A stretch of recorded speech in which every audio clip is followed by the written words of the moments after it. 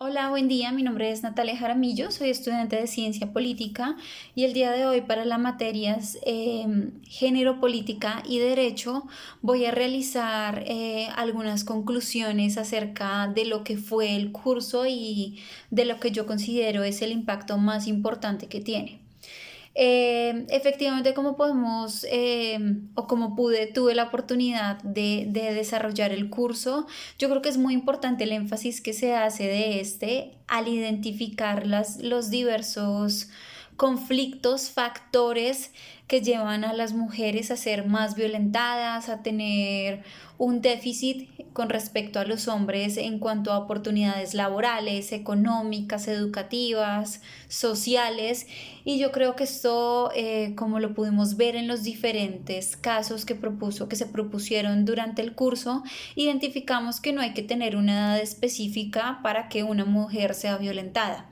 Como veíamos en la fase 3, si no estoy mal, se podían ver temas estructurales de, bueno, las mujeres de 18 a 50 años generalmente son las más violentadas, esto según cifras del DANE.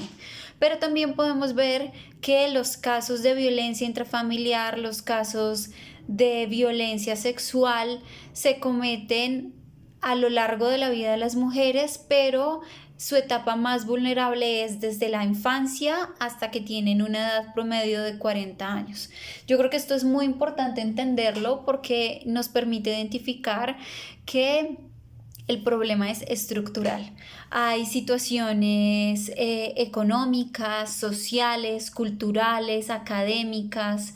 eh, legales que favorecen este tipo de violencias en las mujeres. Entonces yo por eso creo que es muy importante fortalecer los marcos legales, no solamente para poder prevenir los temas de violencia de género o poderlos abordar apenas se presentan, sino para hacer un cambio como tal en la sociedad. Como veíamos también en algún momento del curso, los autores eran muy enfocados en resaltar que hasta que no haya una igualdad de género, hasta que a las mujeres no se les permita su desarrollo político, social, económico, cultural, en igualdad en una sociedad, no se va a conseguir que un país o una sociedad pueda realmente tener un desarrollo. Entonces, por eso yo creo que es muy importante que los marcos jurídicos que aunque están, como veíamos en la fase anterior, en la fase 4 haciendo el análisis de la política de igualdad de género de la alcaldía de Manizales, podíamos identificar que se proponían estrategias para fortalecer el empleo en las mujeres, el acceso a la educación, poder bajar los índices de violencia contra las mujeres de parte de sus parejas, por ejemplo, pero en realidad esto no hizo un cambio contundente o fue un factor para poder determinar a partir del inicio de esta ley realmente las mujeres en Manizales tuvieron mejores condiciones de desarrollo porque hablamos de un tema estructural. Recordemos que en la Constitución política se hace como tal la salvedad de que ninguna persona puede ser vulnerada por su condición de sexo, religión, etcétera, pero encontramos que efectivamente las mujeres tienen muchísimos factores que pueden llegar a incidir para ser violentadas y de hecho lo son. Además de esto, yo creo que dentro de las políticas públicas, y ya se ha discutido esto en el Congreso, y yo creo que sería muy importante y sería un avance en la sociedad colombiana, que se consideren víctimas indirectas, aunque en realidad no debería ser así porque es algo, una situación que viven con las mujeres. Por ejemplo, a los hijos o hijas, hijes de mujeres víctimas de feminicidio o víctimas de violencia intrafamiliar. Estas personas, estos hijos, también son violentados en su parte psicológica o una pérdida importante como el hecho de perder a una madre, a una hermana, a una compañera y la política pública debería de forma integral atender esta clase de problemáticas, atender las secuelas que quedan en una persona que perdió a su ser querido por un tema de feminicidio o que ha sido violentada esta persona en su entorno familiar. Yo creo que estas son estrategias importantes hasta que no se den realmente en la sociedad y hasta que no se haga un cambio tratando de enfocar el problema como tal en